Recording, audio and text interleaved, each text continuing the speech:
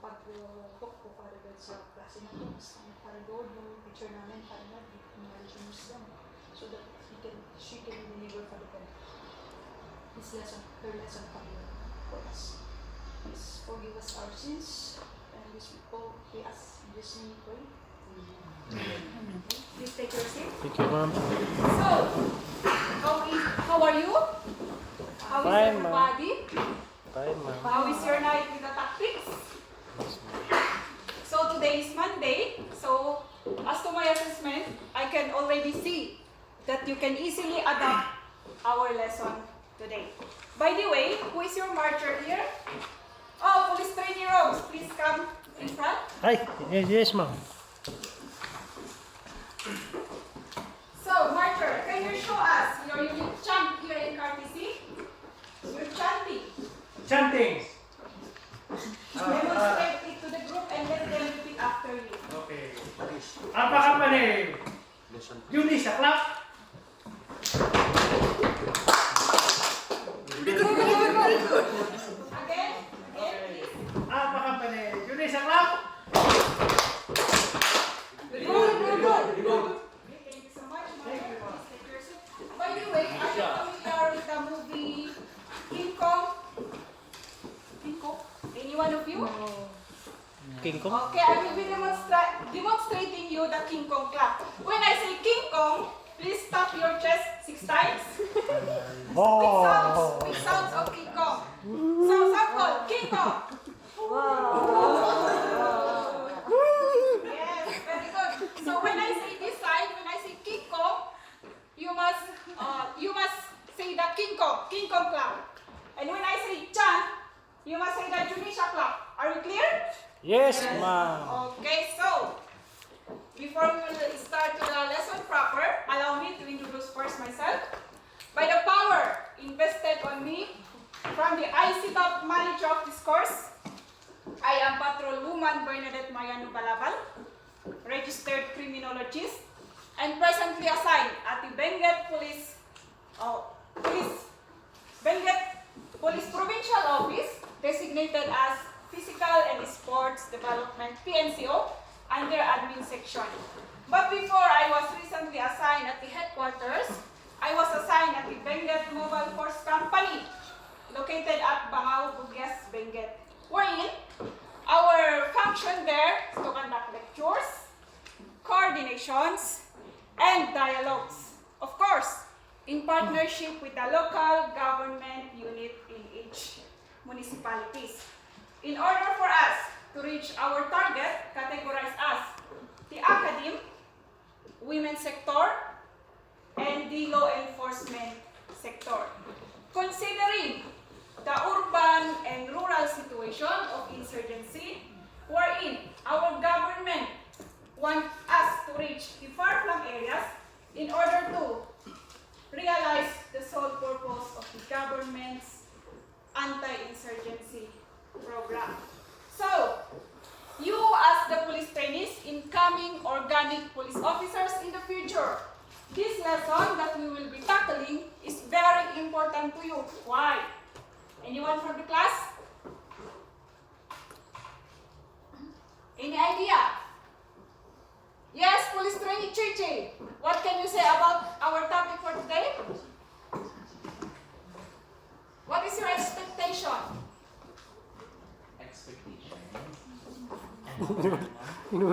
Okay, so as we move on, we will internalize ourselves. But as you police trainees, this will be your guide. Why? Because it will serve as a stepping stone to each and every one of you. Because after you will go out from this training center, you will successfully finish your field training program.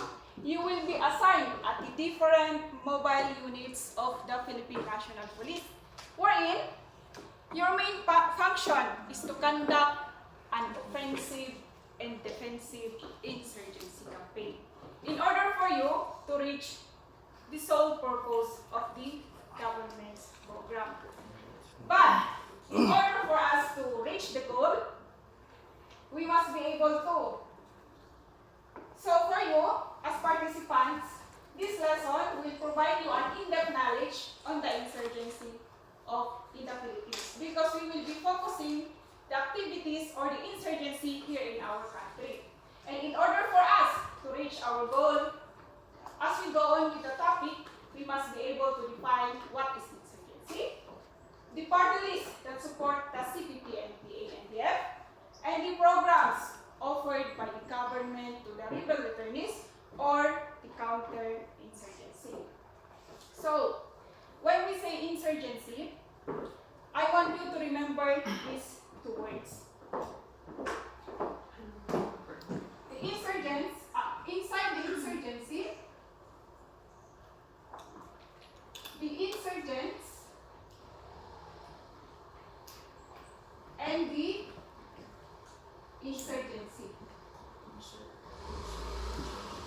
Wherein, when we say insurgents, these are the people that protect the Communist Party, and the insurgency wherein the crime itself. Okay? Are you with me? Yes, ma'am. Okay.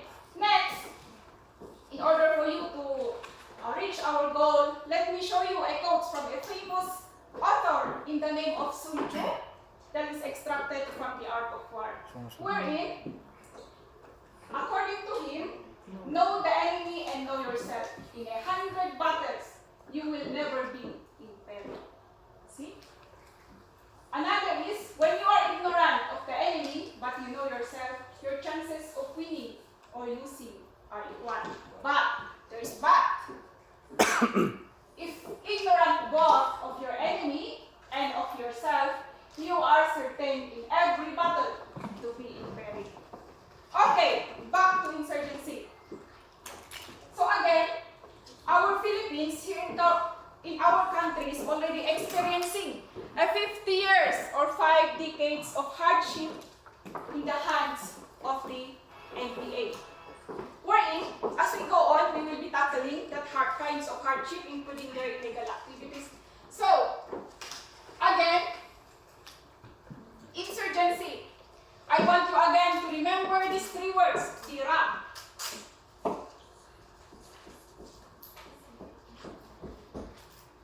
Letter R stands for revolting. They want to revolt. They want to outcast the government. Next is abolishment.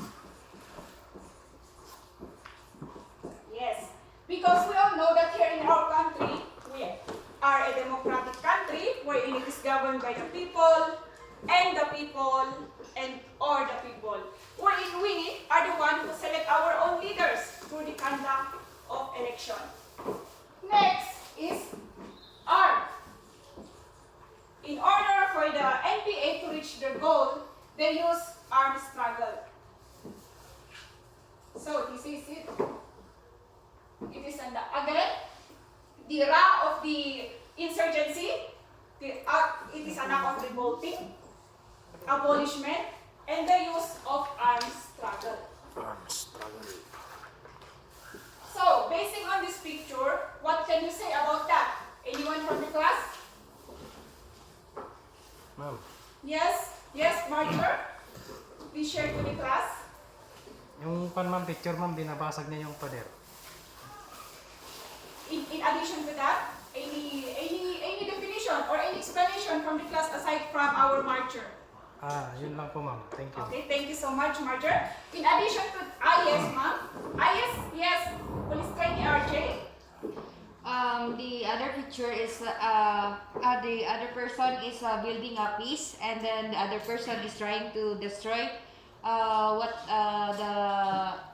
maybe the other side is the government, and the other side is the people or person who is trying to destroy what they are building in the government. Okay, thank you very much. Let's give her a King Kong clap. Okay, next. Because she explained well. Okay, let's now move on to the 3 wings or 3 groups that supports the that supports the insurgency. The number 1 is the Communist Party of the Philippines. National Democratic Front. When we say Communist Party of the Philippines, or otherwise the BRAIN, it is founded by Jose Maria Sison on December 1968, which aimed to outcast the government. Next is the NPA, or the weapon of the CPP, wherein it is also founded by Jose Maria Sison on March 29, 1969, and the main goal is to fight the government, inflict fear, collect taxes from the community. The next is the NDF, or these are the legal fronts, their shield. They are the one who serves as shield against the legal actions of the government. They provide protection on the arrested members of CBP, cover up crimes, violations, formulate black propaganda, and recruit new members. Another example is what is happening now in Manila, because they are the one who is mostly conducting rallies. As we go on, I will be showing you some of their activities. Am I right, Marjorie? Yes, ma'am. Okay, let's move on. Okay, again, these are the main weapons of the insurgency. Salamat. The brain represents the CPP. Again, it is Jose Maria Sison. The sword represents the arm, the NPA, and the shield represent their legal fronts. Okay. Again, this is Jose Maria Sison. By the way, any from the class who have idea if the location of Jose Maria Sison? Sagada, ma'am. Sagada. Any other answer? Yes, Ifugao. Mr. Gigi? Ifugao, ma'am. Ifugao. Any another answer? Italy. Okay. Thank you so much, Police Training Mobile. Yes. Jose Maria Sison is already in Netherlands. Why? Why? Because in way back 1992, he applied for as political refugee, wherein the law here in the Philippines is not applicable in the Netherlands because Jose Maria Sison is protected by the law in Netherlands, which is the Geneva Convention. Okay, next. Again, this is the brain. And during the time of Benigno Aquino, until the administration of President Rodrigo Roa Duterte, wherein there are many peace talks that happened, but at the end, they still instill threat to the community, especially to the civilians, and to the very vulnerable persons within the community. Again, this is the NPA. So the following, I will be showing you some of their illegal activities. Okay. On September 29, 2017, about 30 armed New People's Army guerrillas took down the Bicol International Airport. By how? By burning their dump trucks and heavy equipment. Next, again, the rebels attacked the Davao City Banana Company through implantation of the improvised explosive device that killed a fish vendor. Another example, again, 2017, that happens in the Bansalan, Davao del Sur, that resulted in the killing of law enforcers or our police officers.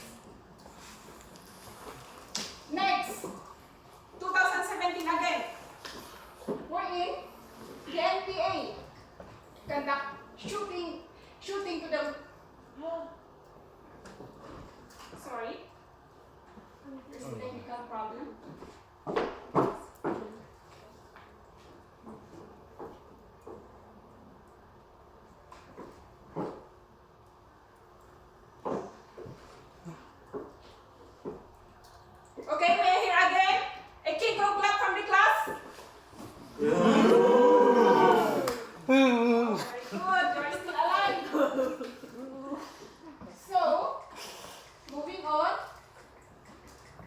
Hindi ba yun? To the some of the illegal activities here in the Philippines.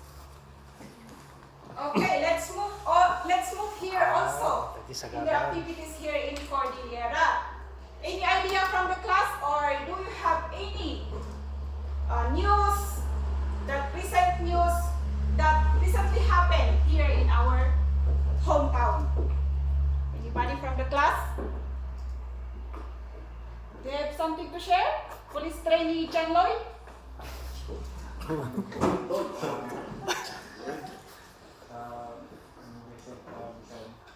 Can you please make your voice loud so that everyone can hear you?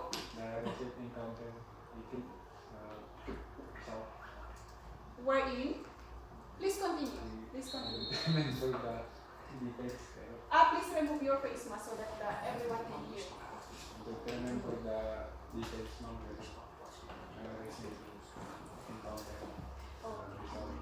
Rizal Mountain Province. Bisaw. Okay, thank you very much. Another additional activities? Yes, Marcher? Ma'am, the most recently, kung yung napanood ko sa TV, yung sa Pasil, Kalinga, Payaw. Ay, Kalinga province, ma'am. We're in. Can you please tell its story to us? Firefight during between army and suspected rebels, CPGs. Thank you so much, Marcher.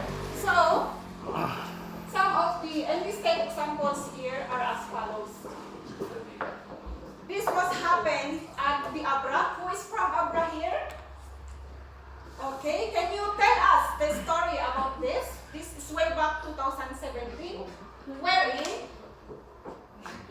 the NPA attacked Malikong Police Force that resulted to they all get their firearms in that certain station. Can you please elaborate to us? Police trainee PJ? According to my source, during that time, ma'am, the police station was, tawag dito, dalawa lang yung naka-duty. Okay. And then, that time, umatake yung mga NPA, and doon na nila kinuha yung mga kagamitan, like the firearms, yung mga ammo ng station. Am I right? Okay, thank you very much. Next is what happens in Bugyas. Who is from Bugyas here? Anyone? Okay, sir. Marcher? Can you please? Hindi. Sa Bugyas, ma'am? Yes, Bugyas. Akala ko Abra pa rin. Okay. Ay, another example of Abra. Okay, sir. Can you please elaborate us more this? Ma'am, tama yung sinabi niya, yung police, dalawa ng ka-duty, kaya inatake. Kaya sabi nga nila kung nag-relax ka, when the enemies relax, you attack. Yun yung strategy nila kasi kaya nag-relax yung police, kaya inatake sila. Okay, thank you very much. Thank you, ma'am. Next is their activities in Bugyas, wherein they robbed the police outpost there. For what reason? Accordingly, because the Bugyas police outpost is located at Loo, just near the Loo National High School, wherein because of the minimal or personnel on duty is very minimal that time, and because of money, according to Bugyas NPS, because of money or the demand of the NPA is not being given, so they attacked the Bugyas outpost. So as of now, the Bugyas outpost was already abandoned, and the main office were located only now at Abatan, Bugyas. Okay? Next is what happened in Itogon, Benguet, wherein the member of the NPA were in two truck of Felix Mining Corporation. Anybody from the class who knows the story about this? So that we can elaborate and we can elaborate to the class. Are you with me? Yes. Jumping. 1, 2, 3. Very good. Another chanting, because it seems that you are already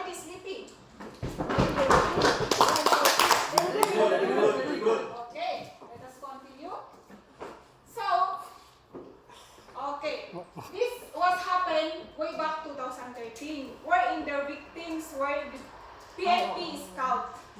Who is from Mountain Province here? Yes, Police Trainee JJ. Can you tell us a story about this? I know that you are familiar to this because this was happened at your own hometown.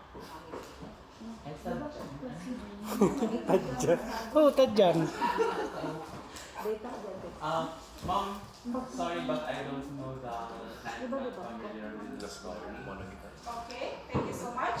So accordingly, because when we are conducting or when we are undergoing training, these PNP Scout have already have their firearm but with an empty mag. Unfortunately, the NPA attacked them, so that caused to the death of one trainee in the name of Palabag. Denver Balabag. Denver Balabag is from Itugaw. So, next is the party Oh, list. class nila. Let us now Class nila, move to the Chavez. party list that supports the CPP, NPA, and DF.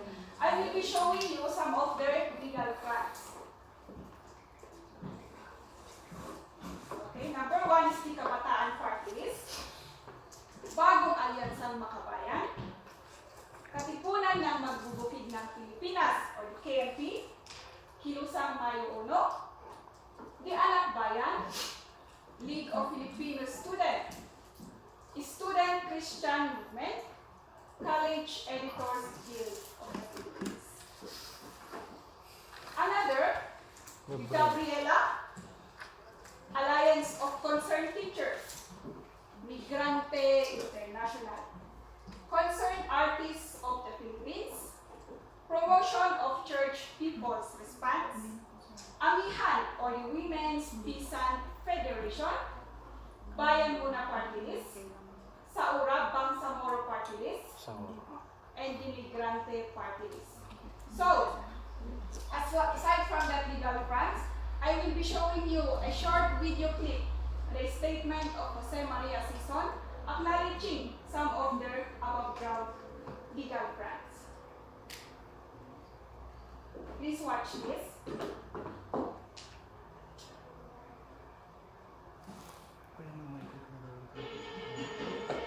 Mahal na mga kapwa-aktivista, bilang mayakda ng lipunan at revolusyon Pilipino, ipinagaganap at itinaraman ko ang paglulusan ng ika-4 na edisyon ng maging kurso sa lipunan at revolusyon Pilipino.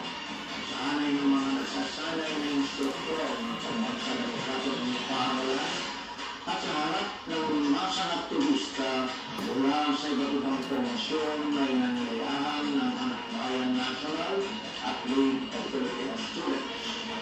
Nagpapaabot ako ng maalam na pagbato at utusa sa inyong lahat. Nagpapasalamat ako sa Anak Bayan, League of Filipino Students at PALOPA sa panyayang magbigay ng maiksing paliwanag kung bakit napapanahon at angkot sa kasalukuyang kalagayan ang lipunan at revolusyon Pilipino at ang naging kurso hindi dito. Mag-aaral tayo ng NPLRT ang maunawaan ng pangkalatang programa ng demokratikong revolusyon ng bayan at estratehikong linya ng digmang bayan. Sa gayon, nalalaman natin kung paano tumilos para labanan at kapunin ang mga halimaw sa pamumuno ng revolusyonaryong partido na siling manggagawa, ang digmang bayan at nagkakaisang-anay. At pinagkukunan ng armas na utang-bayan sa pamagitan ng mga andam at salakay. Mabuhay ang Anak Bayan, League of Filipino Students at PALOPA. Pag-usayan ang pag-aaral sa NPLRT sa ilalim ng PALOPA. Mabuhay ang sampayanan at revolusyon Pilipino. MP na nga yung senaryo nga eh. The statement of Jose Maria Sison, acknowledging the legal crimes. Next, how do they extort funds? Ma'am, clarification. Yes, Or my question, dear? ma'am. Bakit yung mga legal funds is hinayaan ng gobyerno, napasok sila doon sa kwan? Because sa Congress, ganyan. okay, thank you so much for that Okay. question. At the end of this topic, I will be answering you, Marjorie. Is it okay? Okay, thank you, ma'am. That your question is noted. Next is let's move on to the because in addition, as we go on with the lecture, we will be tackling if who are they, why is it that it is not easy for the authorities to give a case or file a case to that certain individual. Okay, how do they extort funds? How? Basing on that picture, how can you understand that? Anybody from the class? Revolutionary tax. Yes, police training work. What can you say about the picture?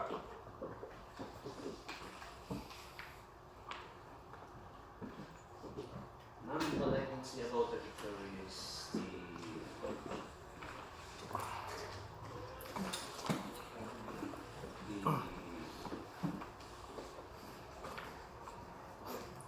get from the government from revolutionary tax. The collecting revolutionary tax from the government. Okay. Another, yes, thank you. Another, any addition to the answer of police training Kamas? Yes?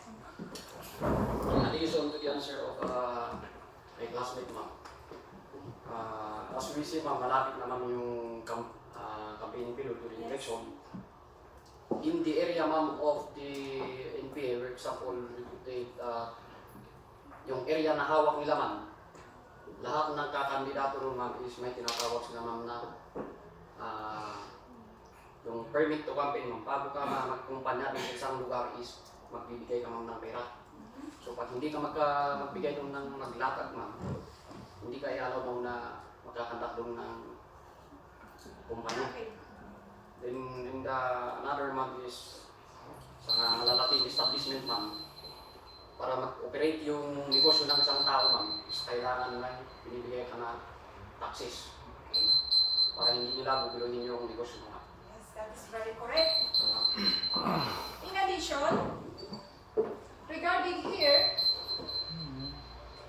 the revolutionary tax, for example, in your family or in my family, wherein we are 12 members. 12 members in family, but by the way, the NPA are very talented. Why? They will also conduct a background investigation to your family. It depends on your income or how vocal are you in that certain community. In a manner that this one, how do they claim that revolutionary tax? True. For example, in our family, we are 12. 12 members, and all of us were professional.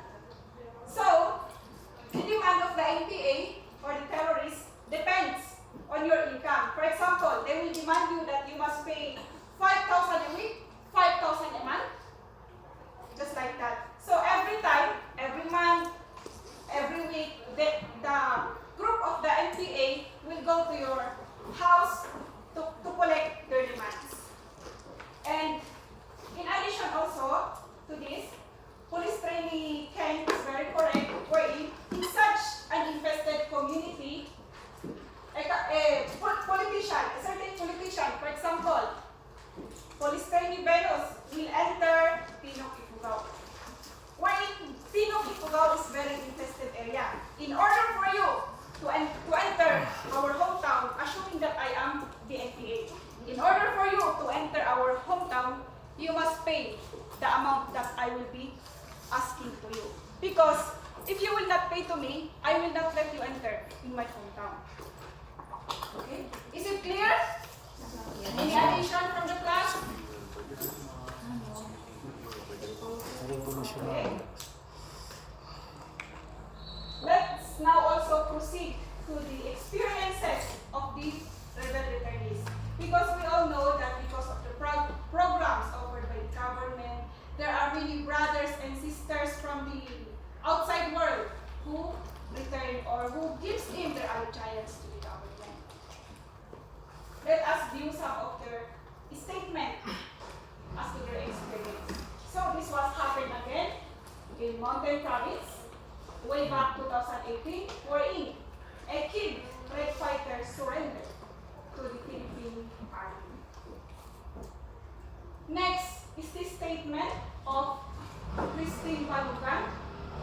According to her, the CPP-NPA brutally killed her father, her uncle, her 17-year-old in one night. And he is questioning the ideologies of the NPA, if who are they to conduct or to conduct death or to succumb the ordinary people. Next is the statement of Dato Joel Dahusay, a Talingot tribal leader. According to her, to him, sabi ng mga NPA, mag-aral daw kami. See? Para hindi maloko ng gobyerno. Nung nakapag-aral na ako at gumraduate, doon ko na-realize na NPA na pala ang nangyari sa amin. Because of the promises of the NPA, their twisted ideologies instilled to their, on how they recruit a certain individual. Next is the statement of Dato Bawan Hacobianes, an IP leader and former CPP-NPA candidate. According to him, I left the CPP because of the purging where the NPA killed our comrades. I stand now breaking my silence and telling the truth because they continue killing our tribal leaders and my fellow IPs. They came to kill, steal, and destroy, and it is our obligation to stand for what is right and break our silence for what is true. See? Another statement of Kaoli, one rebel returnee, wherein, according to him, pinangakuan nila ako na gaganda daw ang aking buhay, mabibigyan ng lupa, at masusuportahan ang aking pamilya kapag sumali ako sa NPA. Pero, lahat yun ay hindi natupad at nang na-encounter kami, nasugatan po ako. Noon, di man lang ako naipagamot ng aking mga kasama. See? That are some of the experiences of the rebel returnees. Another, this is very familiar to us, Alexandria Padilla Catalda, aka Chris. According to her, she still believes that the youth are the hope of the fatherland. So, she voluntarily, so, siya ay pusang loob na sumuko sa pamahalaan upang ituwid in order to twist the wrong ideologies instilled by the NPA to her. Another, this is very familiar to us, Sara in the person of Sara Elago, the leader of Kabataan Party List, wherein, according to her, sa totoo lang, kaya hindi ako humarap sa Senado dahil alam kong mag-iisa ako. Dahil kami ang dahilan sa pagkawala ng mga kabataan, hinahanap ng mga magulang, kami ang nag-oorganisa sa kabataan para sumali sa CPP-NPA. So I will be showing you a video later on discussing or on what is their purpose to the government, on how they recruit, example, inside the academy. Okay? These are some of the pictures of the wanted NPA terrorists. Some of them were already captured. Some of them still active. So, police trainee Chandler, do you know anyone from them?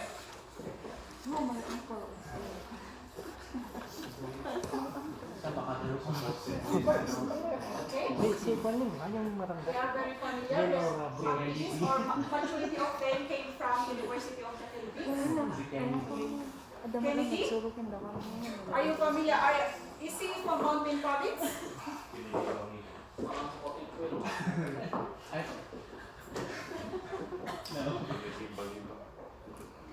Okay, next. They are the ones who are conducting rallies, especially Metro Manila, leading rallies, leading political activities. That's one. Okay? So, why we came? Let's now move on. Why we came or joined the NPA? Why? Anybody from the class? Why Okay. Yes, Marcher?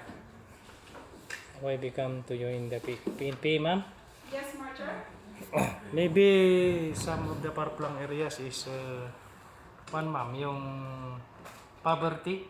Yes. Oh, yes, ma'am. Okay, thank you, Or sir. yung kwan, environmental influence. Yes, that is very correct. Thank so you, much, ma'am. Marcher. In addition to that, there are some of the qualities or listed to the book. In number 1 is the curiosity. Yes, they are very curious because they are adventure seekers. This is mostly happens to the millennial nowadays because of curiosity. They want to they are very adventurous and they want to discover more. Next is the idealism because maturity, the millennial nowadays is we are very vocal with our idea.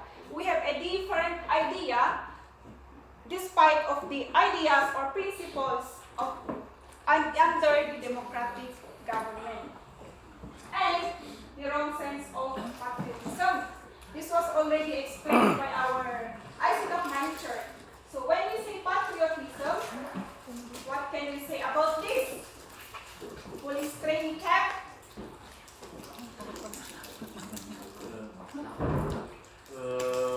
Maybe yung ano ng isang tao sa isang Pagdidas areas natin is iba yung naituro sa kanila na meaning ng patriotism siguro. Thank you very much. In addition to that, as we know that patriotism is the way we love our country, the way we express our country, the way we express our love to our country. But despite of the love, this certain individual want more because the NPA want to instill a communist government here in our country. So next is the infatuation. Infatuation and curiosity is just the same. Next is the search for a true brotherhood. I will again cite you. Are you with me, class? Yes, ma'am. Can you give me a King Kong clap? Thank you very much. Hindi, ako si King Kong. Next is the search for a true brotherhood. Wherein I will again cite an example. For example, in our family, because of the gadgets nowadays, my parents are very focused on their gadgets and they have no attention to me. So in a manner that I will find a friends, I will find a friends in the outside world or my neighbors wherein they pay attention to me. Or in a manner that I will join the gangs, the fraternity in order for me to feel that, oh, I am treasured. It's like that. Disgranted, this peace. When we say disgranted, this peace, these are the person who are being ignored from the community, ignored from the family. So they prefer to look for their brotherhood. Power-hungry personalities. This type of person are the eager. They are very eager to experience more, eager to discover, and sexual appeal.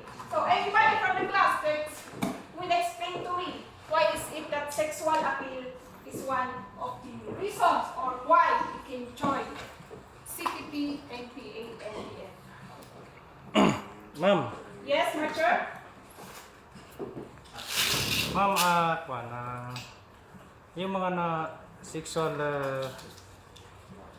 yung may mga sexual abuse experiences. Akala nila kasi ma'am yung parang na silang walang kakampi dito sa environment. Kaya pag may naggaya sa kanila doon na nagpakita ng parang support na kami yung magtatanggol sa iyo kaya sa Kaya doon nahihikayat yung mga karamihan. Kaya dapat sa gobyerno meron tayong pang counter doon dapat. Okay, thank you very much, Marcher. Marcher explained already the sexuality. And in addition to that, also, I will again set an example for the millennial. I know that we are all millennial here. Am I right? Yes. Yes. Yes, So, ma'am. Yes. example, inside this class wherein you are being ignored. Ignored by your classmates, your co-trainees, and in a way that if you have for example, you, police trainee JJ, you will put tattoos in here, tattoo or earrings, and some of your classmates appreciate you. Oh, that is very nice, that is very nice. In a way that you will already feel to yourself that, oh, I am very appreciated to this tattoo, so you will put more to yourself. Just like that. You will feel that you have a very, very high sexual appeal to yourself. Just like that. Okay? Next, how do they get you to join them? How? Anybody from the class? Based on the picture? To get you to your... Yes, police trainee Grace? Sometimes they use education. Okay. Yung papasok sila sa mga universities Mm-hmm. as students, then they become they befriended the press students, and yun na, aakayin na. Okay. Then pag naakay na, then idadalhin na sila sa red Yes, that is very correct. Any another example? Yes, police trainee Venus? Music ma'am. Yes. Yung mga banda. Mm-hmm. Sometimes, pupunta sila pag banda. Tapos, idadala para sila sa banda doon. Yes, that is correct. Example.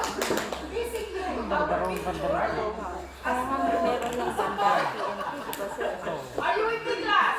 Yes, ma'am. Okay, very good. In support to the statement or answer of police trainee Venus, example here, in certain organization, wherein again, I will again reiterate to you that the NPA are very talented. They will conduct a background investigation, especially when they see that you are very vocal or active in that certain community. Wherein, if example myself, if this is me and they see that, oh, this person is very active, I can see that he can find our goal and be one of us, just like that. So they will get my talent. For example, I am talented with music, just like that.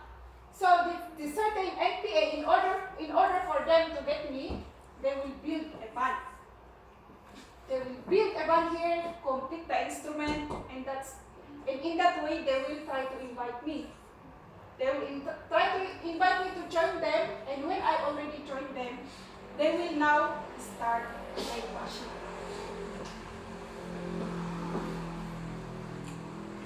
Just like that. Any addition from the class? Okay. Again, aside from the talents, because we know that number one also of they also victimize the poor or the farmers, samahan ng mga magsasaka. Wherein, in that certain infested area, for example, again, in Tino Ifugao, my very own hometown, wherein this NPA again will enter. This is my hometown, and these are the groups of the NPA. The NPA again will enter my hometown, wherein they will act as a liaison, barangay liaison group, BLG. And in that manner, they will build a group, they will enter my community, and they will gather all the reasons or all the sentiments of the farmers in that area. And as of that, if the farmers, the farmers, will share to them our sentiments to the government, they will promise to us that they will give us the demands, they will help us to fight the government. So, in that manner, in that group, they will now start brainwashing us through their psychological operation, wherein they will now start brainwashing through instilling their ideologies. That in order for us our sentiments. We must join them. We must help them fight the government to reach our goal. Okay? Are we clear? Yes. Any other go? Cited example from the class? Okay, next. Who joins the communists? Who are they? Okay, Marcher, this will now answer your question. Who joins the communists? Number one, they are ordinary looking people. Example, here in the class, because we don't know that there is anybody of you or one of you is member of the NPA. Wherein, for the sake that you will have, you want to learn the tactics of the police force. You will assume as students, you will join the training in order for you to reach your goal. And after that, after your training, you will be back again to the group. Because they are ordinary, we don't know who are they. Maybe our neighbor, our brothers, and maybe some of you here. Just an example. Okay? They are poor. As we discussed earlier, the poor were in barangay liaison group inside the NPA will enter the samahan ng mga magsasaka. Another is the youth. Yes, because they are the mostly vulnerable and easy to brainwash in a certain community because they are very adventurous. They have different ideas and they have different faith. Next is they are not born, they are made. Yes, this is very true. Because we, yourself, myself, you are the one who choose your path. You are the one who define if what really do you want in your life. Because when you are a baby, you are already born and say, oh, that is NPA. It's not like that. Because we are the one who choose our path. Next is they are radicals, or they have a political affiliation to the government order, just like example are the legal friends. Next is can be concealed member working in a parties, underground, or the legal friends. Yes, these are the legal friends because if they are inside the government, because as we can say that they are ordinary looking people, so they are very free. They are very free to conduct brainwashing and so on, especially to the millennials nowadays or the youth. And they do not believe on the existence of God. Yes, because they have different belief that they want to install to their victims or to the individuals in a certain community. Are we alright, class? Yes, Okay. So, I will be showing you again a video clips wherein it will state here the reason why they are inside the government, they want to enter the government, and their main purpose, their goal, in spite of the recruitment inside the academy or the schools. Please watch.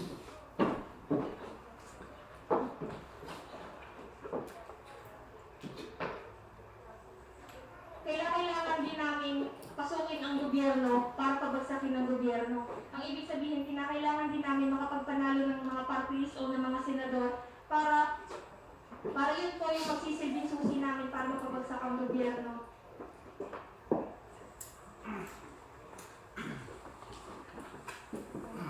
Kasi po sila tayo. Dati po ako mag-aaral ng Polytechnic University of the Philippines. Taong 2014 po. Nung papasok na pala po ng UP, pagkat kong gano'n, first day of school po, ang sumalubong po agad sa aming mga freshmen, rally, protesta, malalaking poster. Tapos po, naisip ko na, Sabi ka ng rally. Totoo ba yung sinasabi ng ibang kagaya mo na pag mayroong malaki ang rally like Suna, ay kinakancel ng PUP management yung klase? Walang klase?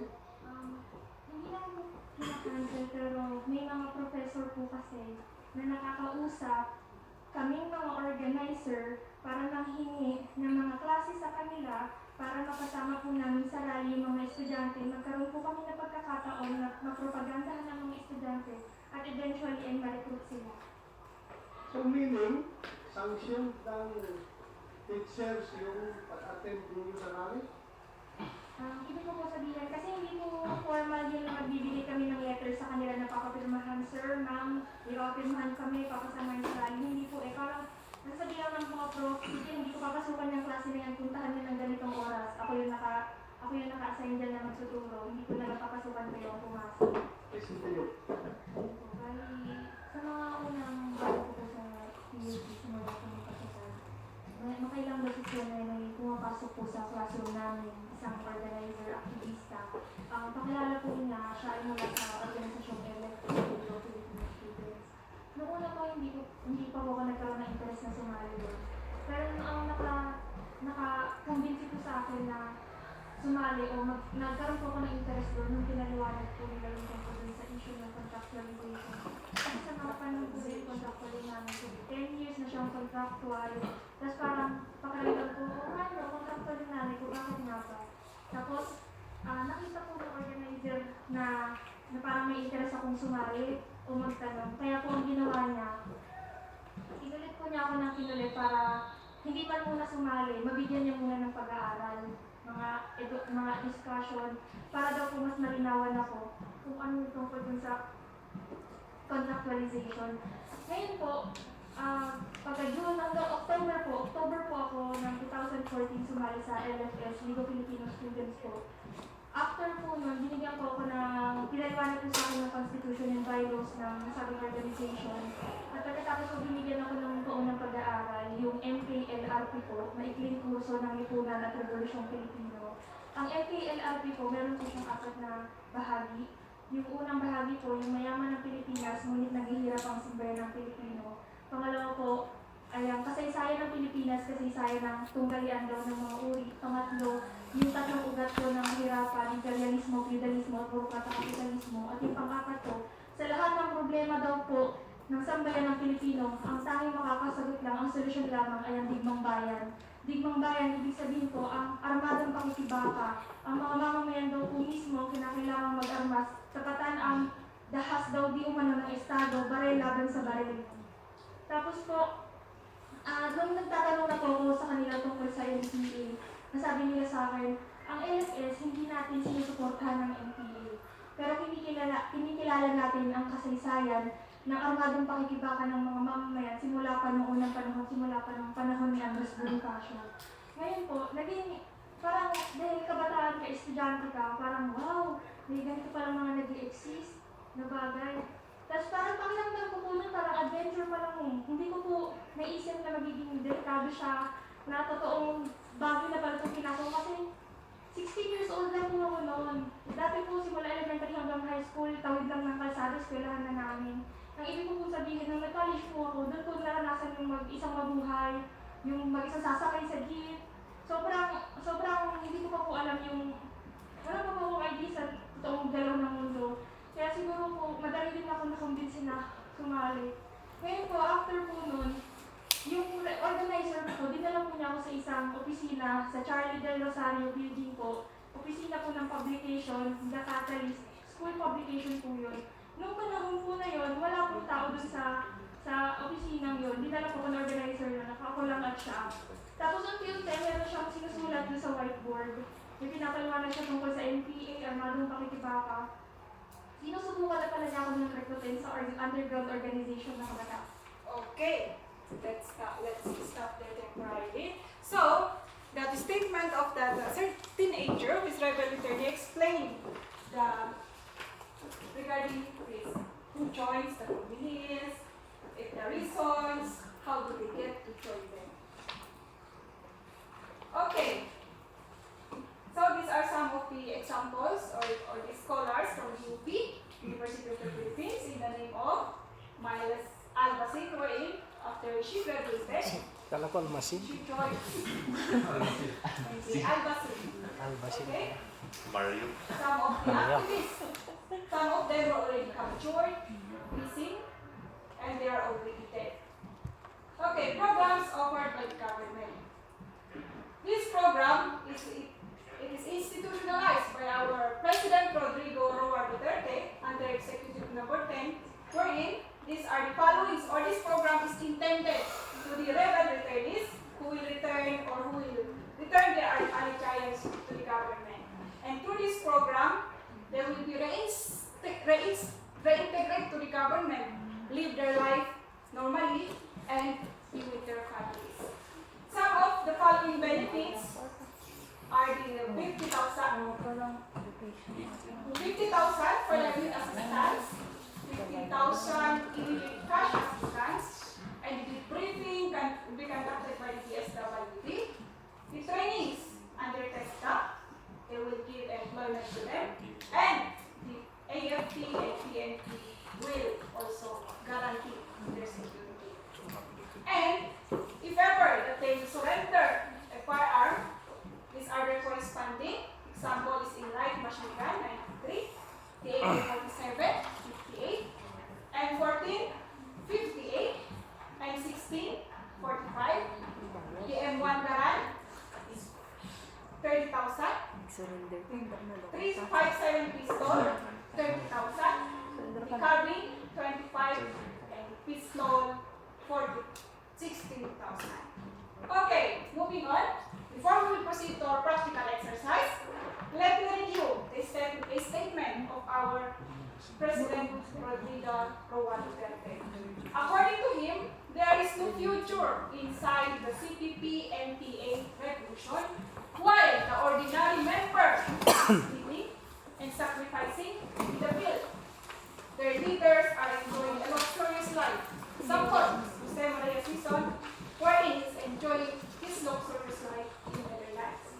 And our also, the PNP, we call to the public to denounce these communists or the terrorists by providing information to the authorities, or they will provide to us of their presence in their communities to stop funding and supporting these terrorists.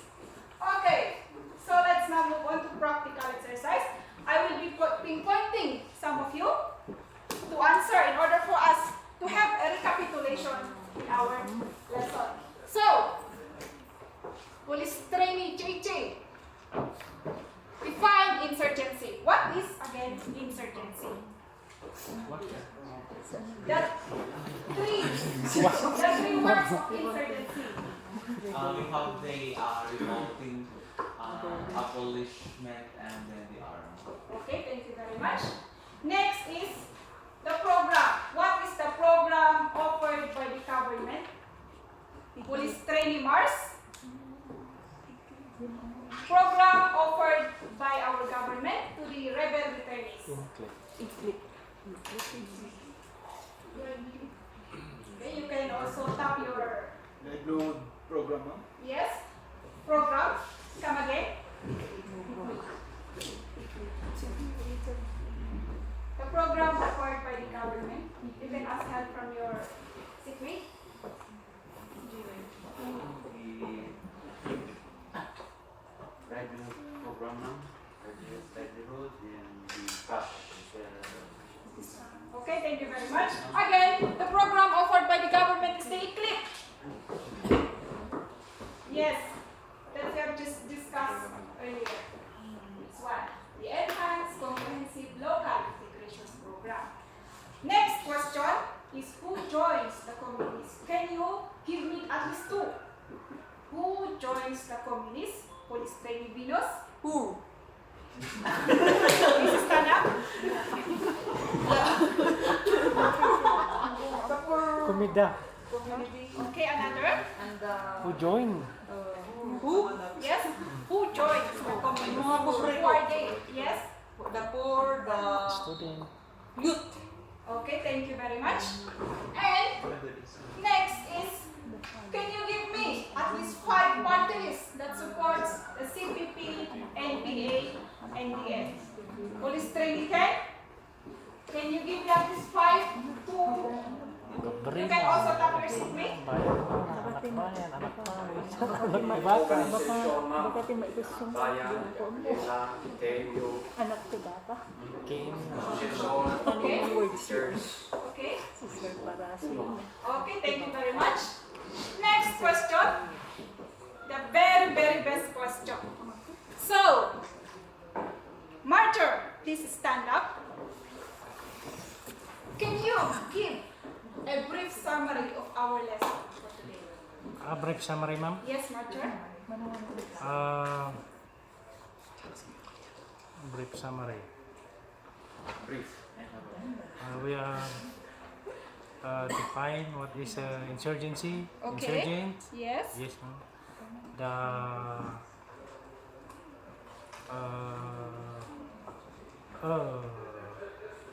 mga members of the party list who napapaloob sa NDF. Yes. Discussing the comprehensive local yung program ng government para sa mga rebel returnees. Yes, sir. So far, that's all, ma'am. Okay, thank you very much. Thank Please you. take your seat. Thank you, ma'am. Thank you very much. So, are we clear from our lesson for today? Yes, ma'am. Any feedback from the class? Questions? Addendum? Yes, Marcher? Bakit yung ma'am, yung government is hinahayaan nila yung mga ganong instances na napapasukan sila. Whereas, alam naman nila na ganun nga, connected sila sa NPA. Because NPA is bawal sa ating gobyerno. Yes. Bakit nga hinahayaan ng gobyerno? Okay, thank you very much for that question. Okay, in the first place, may I again reiterate to you that we are in democratic government, wherein we are very free. So, there is no law in yes, it is given that you are considered as terrorist, but there is no such law that if they tell you or if they tell to you that you are an NPA, there is no evidence, right? Because as we say that, they are very ordinary looking people. We are in democratic government, we are very free to do our ideologies. We have a very free will. So, we can do what we want. Unless you committed a crime and they have evidence or probable cause to support your commission of the crime. Did I answer your question, Marcher? Yes, ma'am. Okay, thank you very much for your feedback. Anybody? Another question? Addendum? Yes, police training Ken? As mag si PA labo namin is balik na ba mo sa government side or still part pa rin siya ng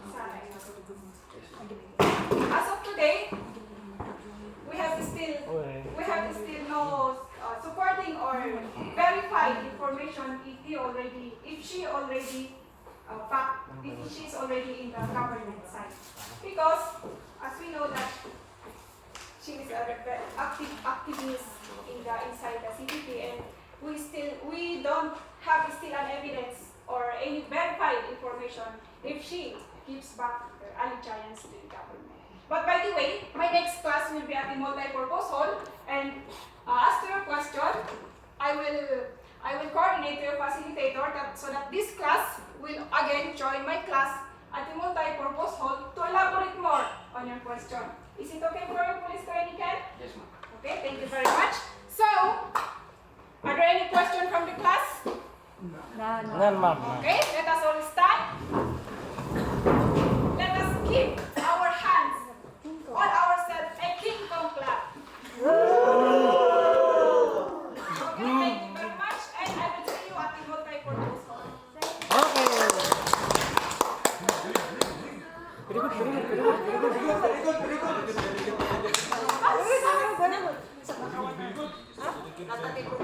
Saan ka nga maala? Thank you. Haan mo na ala?